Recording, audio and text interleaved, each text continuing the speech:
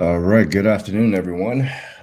Number one regret today, selling my 407 puts that I held overnight. They literally went 100%, and I sold it too early. Didn't hold on to my conviction, but it is what it is. You play the price action in front of you. But yeah, here we are. We closed at SPY closed at 407. That's painful, literally at 407. 18. All right, so let's go through the charts and see what we have on deck tomorrow. Now, since we dumped quite a bit today, right? There is CPI next Tuesday. At some point, either tomorrow or Monday, the market's going to move back up. Okay, so I'm not going to be super bearish around here. However, I am holding some puts overnight, the 404s for February 14th. I do think we're going to go just a little bit lower. If you look at the volume today, this is the highest selling volume that we've had since December 15th. Okay. Actually, we broke higher volume to December 13th, very much close to November 30th. Now, we are quite oversold on the 1 hour. I could definitely see that, but sometimes price action still trumps the oscillators. So here we are, 2 hours a little oversold at this point. We did break down. All right, I'm just going to go through the charts with you. We did break down the upward, the hourly upward channel. Okay, we broke it pretty solidly here.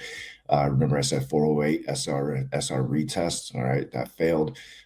We did hold this downward trend line, this 1 hour downward trend line here, descending trend line, right on the spot at 405, 406 area, and then bounce a little bit, but looks so far like a dead cat bounce.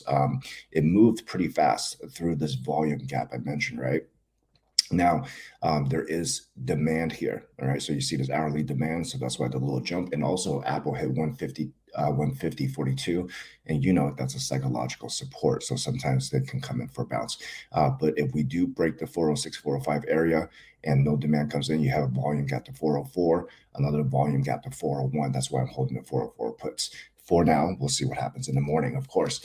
All right. Going over to the Qs, let's take a look at the daily chart real quick too as well. Remember, this is the chop zone from back in June, and we're in that area, but looks kind of like it's breaking down here. We did just touch the 915 EMA cloud here. The 15 EMA bounced a little bit. I do expect to see at least SMA 20 at some point tomorrow. So that's that. All right, let's go to the Qs. This is a bearish engulfing candle. Yesterday was the bearish harami. Today was the confirmation, right? And my target this week was 331, and Qs hit exactly 320. All right, so that was my weekly target this week, and it hit perfectly. So we'll go from here. Let's go ahead and look at the pretty good volume too. Let's look at the 1 hour channel chart that we've been dealing with.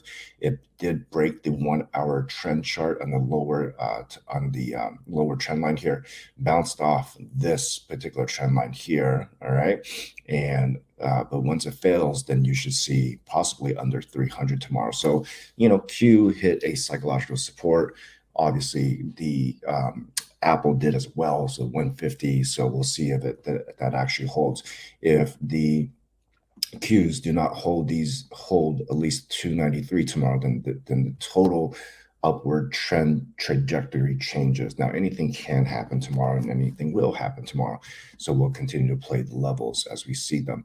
All right. So here we are. Here's your 30-minute chart. You can see also, if I go to the ES1 here, all right, I mean, this was the Powell candle on February 1st, all right, when he spoke at the FOMC meeting. You can see we've come full circle. It wasn't pretty, but it came full circle, okay?